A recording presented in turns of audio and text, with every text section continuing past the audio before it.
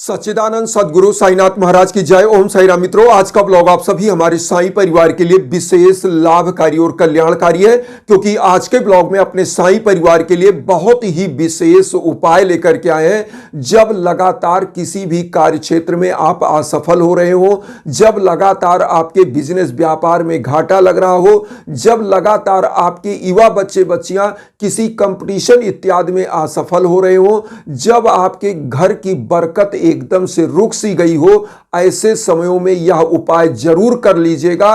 एक कार्य स्टार्ट कर देने मात्र से बाबा की ऊर्जा लाख गुना शक्तिशाली होकर आपके सुरक्षा कवच की तरह कार्य करेगी और आप कभी पीछे नहीं रहोगे किसी भी कार्य क्षेत्र में, क्योंकि बाबा ने अपने शब्दों में ही कह दिया है साईं सच्चरित्र में कि जो भी भक्त अनन्य भाव से मेरी शरण में आ जाता है, मेरे चरण में ध्यान लगाता है, ऐसे भक्तों के घर में अन्न धन वस्त्र की मैं कभी कमी नहीं होने देता। बाबा ने 11 वचन में स्वयं कहा है, मुझे सदा जीवित ही जानो, अनुभव करो सत्य पहचानो। बाबा कहते हैं मेरी शरीर भले समाधि में चली जाएगी, मेरी हड्डियां आपका सहयोग करेंगी, आप केवल पुकारोगे सच्चे हृदय श्रद्धा और सबरी से, मैं दौड़ा चलो आऊंगा। जिस भाव से आप पुकारोगे वह चीज मैं आपको प्रदान करूंगा। यह उपाय इसी पर आधारित है और इस उपाय को करने मात्र से प्रत्येक क्षेत्र में सफलता की नई इबारत लिख देंगे आप, क्योंकि बाबा के ऊपर जो भी भक्त अनन्य भाव से सच्ची श्रद्धा रखकर यह उपाय करता है उसको सफलता 100% प्राप्त ही होती है। करना कैसे है, क्या करना है, मैं आपको बता दूं। देखिए, डेली की जो आप पूजा करते हैं वह तो करेंगे ही करेंगे, लेकिन अगर प्रतिदिन यह उपाय जो आज हम बताने जा रहे हैं करते हैं तो 100% यह सोने पर सुहागा है। और नहीं तो गुरुवार को तो अवश्य करें। क्या करना है, साईं चालीसा, साईं बावनी, 11 वचन, इतना जरूर करें। और साईं बाबा के साईं सच्चरित्र का एक चैप्टर प्रतिदिन पढ़ें।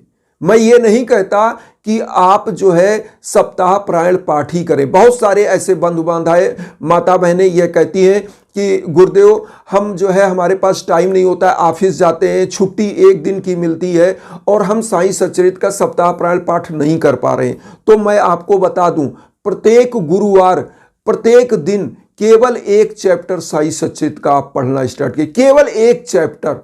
और जिस दिन साईं सच्चरित्र का यह चैप्टर परिपूर्ण हो जाए उस दिन कुछ गरीबों को आप अन्न धन वस्त्र कुछ भी दान करिए, फल फूल दान करिए। अब इसके साथ जो प्रतिदिन आपको करना है वह ध्यान दीजिए, साईं चालीसा, साईं बावनी, 11 वचन और आरती, यह प्रतिदिन करना है। और करने के साथ साथ क्या करना, इसको ध्यान दीजिए।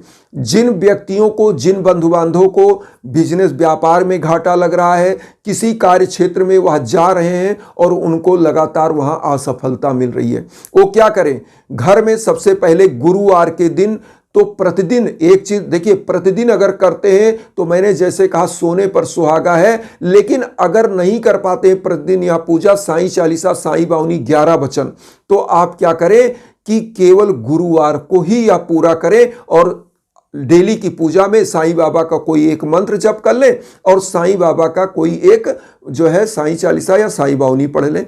लेकिन अगर गुरुवार को पूजा विशेष करिए, क्योंकि गुरुवार गुरु का दिन है और गुरु कौन है, अंधकार से प्रकाश की ओर ले जाने वाला, अज्ञान से ज्ञान की ओर ले जाने वाला।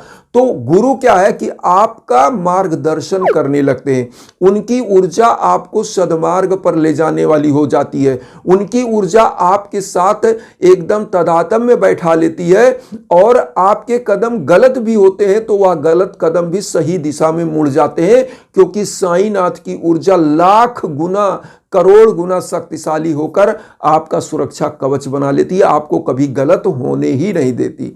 तो क्या करना है, प्रत्येक दिन साईं चालीसा, साईं बावनी, 11 वचन करिए, आरती करिए और बाबा को गुरुवार को पीले फल का, पीले मिष्ठान्न का भोग लगाइए। किसी साईं मंदिर, अगर आपके आसपास साईं मंदिर तो साईं मंदिर, नहीं अपने घर में ही या जो फल आप चढ़ा रहे हैं इस फल को घर परिवार को वितरण करने के बाद कुछ गरीबों को, कुछ ऐसे बाहर के लोगों को आप प्रसाद दीजिए। कैसे देना, ओम साई राम मन में बोलते हुए और प्रसाद दीजिए। जैसे ही कोई भी व्यक्ति आपका दिया हुआ प्रसाद, अन्न, जो भी आप देते, देखिए अन्न दान महादान माना गया है। साईं सच्चरित्र में अन्नदान को ब्रह्म के स्वरूप में कहा गया है। इसीलिए आप शिरडी जाते होंगे, देखते हैं एशिया का सबसे बड़ा प्रसादालय है, जहां नाम मात्र का पैसा देकर सभी लोग भरपूर भोजन वहां प्रसाद ग्रहण करते हैं। और इतना दिव्य भोजन वहां का, इतना दिव्य प्रसाद वहां का लगता है बाबा का, कि आपको लगता है कि हमने कभी ऐसा खाया नहीं। तो बाबा का जो प्रसाद होता है ना, वह दिव्यता पैदा करता है। और जैसे ही आपके द्वारा दिया गया फल प्रसाद के रूप में कोई व्यक्ति भक्षण करता है, तो आत्मा के अंदर, जो कि भगवान कृष्ण ने गीता में कहा है, नैनम शस्त्रम छिद्राणि नैनम दहाति पावका ना चैनम क्लेदन्त्यपो ना शोष्यति मारुता। अर्थात आत्मा क्या है? अजर अमर है, वही ब्रह्म का स्वरूप है। और जब कोई आपका दिया हुआ फल भक्षण करता है, खाता है, तो उसके अंदर जो मेदाग्नि जल रही है, जो ऊर्जा जल रही है, उस ऊर्जा से एक पॉजिटिव ऊर्जा आपके लिए निकलेगी। और साईं कहते हैं, मैं तो प्रत्येक प्राणी में निवास करता हूं, प्रत्येक प्राणियों के हृदय स्थल में मैं हूं, मेरे स्वरूप का दर्शन करो। तो आप क्या करिए, कुछ जीवों को भी गुरुवार को कुछ भोजन खिलाइए, खिचड़ी खिलाइए, कुछ लोगों को भोजन प्रसाद आप दीजिए। और आप क्या करें, मैं तो कहता हूं, आप कोई चीज नहीं कर पा रहे तो फल ही चढ़ा करके ओम साई राम कहते हुए कुछ गरीबों को जरूर वितरण करिए गुरुवार को। और उसके बाद आप देखिएगा आपका कोई भी कार्य रुकेगा नहीं, क्योंकि गुरुवार के दिन जो दान किया गया चीज वह लाख गुना सामर्थ्यशाली बनकर आपका सहयोग करती है, और वह ऊर्जा भी लाख गुना शक्तिशाली होकर आपको मिलती है, आशीर्वाद की ऊर्जा।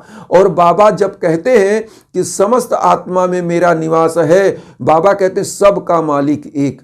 तो जब वह आत्मा उस फल का भक्षण कर रही है और उसके हृदय से, मुंह से आशीर्वाद निकले ना निकले, उसके रोम रोम से आपके लिए आशीर्वाद निकलता है, और आपका कार्य 100% बनता चला जाता है।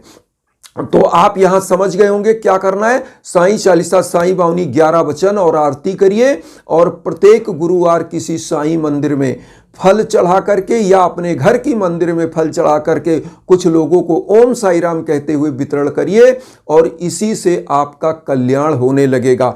यहां पर हम जो बता रहे हैं, साईं सच्चरित्र का एक चैप्टर प्रतिदिन भी पढ़ें, क्योंकि देखिए इस कलयुग का सबसे बड़ा आधार क्या है? लिखा गया, कलयुग का है नाम आधारा, सुमिर सुमिर नर उतरई पारा। कलयुग में नाम स्मरण करना ही सबसे विशेष है। आज मैं जो उपाय बता रहा हूं, मैं क्यों बता रहा हूं, मैंने एक ऐसे ही अपने बहुत ही अच्छे जो हमारे गुरु भाई साईं भक्त जो हमारे साथ जुड़े हैं, जिनके लिए हमने किया था, 2 लोगों का आज ही मुझे न्यूज प्राप्त हुआ है, और यही करते थे, साईं चालीसा, साईं बावनी 11 वचन और यही प्रसाद हमने बताया, ऐसे बाबा को चढ़ाइए। कुछ गरीबों को अन्न धन वस्त्र जो भी आप दान कर सकते हैं अपने समर्थ के अनुसार दान करिए। तो एक तो उनका बहुत अच्छा, उन्होंने एक एजेंसी लिया है 2 व्हीलर की, उनको प्राप्त हो गई। और एक बंधु बांधव, उनका बेटा एमटेक किया हुआ था, उनको जो है बहुत अच्छे पैकेज पर, करोड़ों के पैकेज पर जॉब मिला है। तो दोनों लोगों को बधाई। एक लोग हैं जिनको जो एजेंसी मिली है वह झारखंड के हैं, और एक लोग जिनके लिए हवन पूजन हुआ था, जो एमटेक किया होता बच्चा, जिसको मल्टीनेशनल कंपनी में जॉब मिली, वह जो है छत्तीसगढ़ के हैं।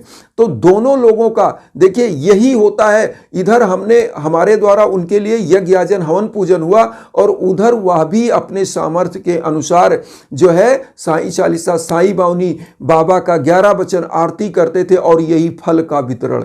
मैंने कहा था कि जितना आपका समर्थ हो, ये नहीं कि आपका समर्थ से ज्यादा करना, जो आपका समर्थ है। आप 1 दर्जन केला बांट सकते हो तो 1 दर्जन ही बांट दो।